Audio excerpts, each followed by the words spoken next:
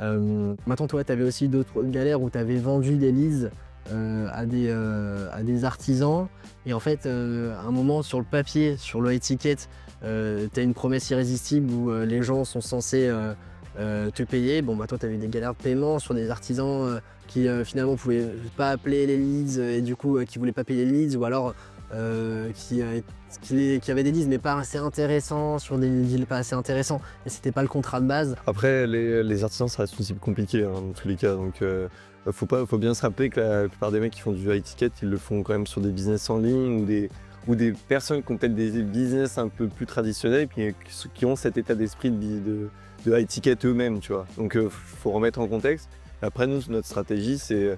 Enfin, moi, je préfère avoir une cinquantaine de clients à 700 et diluer ainsi le risque plutôt qu'en avoir 5 à 10 000.